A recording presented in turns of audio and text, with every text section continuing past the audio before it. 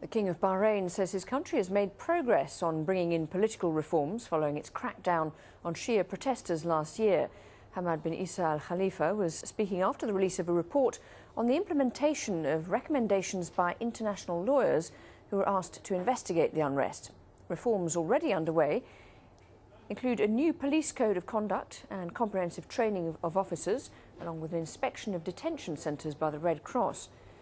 Creation of a unit to investigate government officials who committed unlawful acts that resulted in the death or mistreatment of civilians, and the transfer of investigations into civilian deaths and mistreatment to the public prosecutor and an independent body.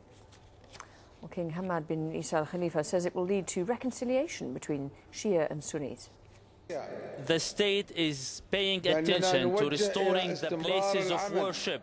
We will hand down orders to continue to work according to applicable laws in coordination with the Ministry of Justice and Islamic Affairs and the Endowments Awqaf Department with other related concerned bodies to avoid recurrence of previous mistakes. Well, the UN's Human Rights Office has expressed concern over the number of protesters in Bahrain who've died because of tear gas fired at demonstrations. Rights groups say 30 people have died since the protests began in February last year. Khalil Al-Marzooq is a former MP from Al-Wefaq party who resigned in February last year, along with 17 other opposition MPs in protest at the violence. He was also first Deputy Speaker while in Parliament and joins us live now from Manama via Skype. Thank you very much indeed for being with us. So what did you make of the King's expression that things have started to improve there? I think the King engaged himself with big PR since 23rd of November, after receiving the BICI report submitted by Mr. Bassiouni.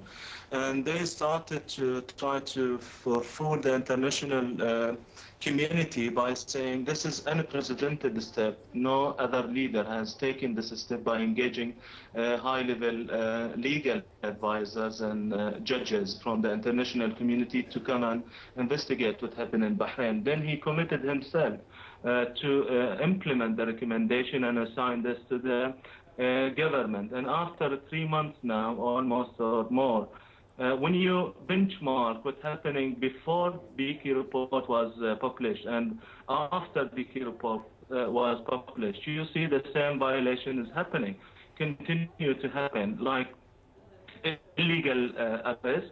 The process of judicial authority is the same as it was before. Yes, there were no sentences to death and high sentences like 15 years or life imprisonment in prison.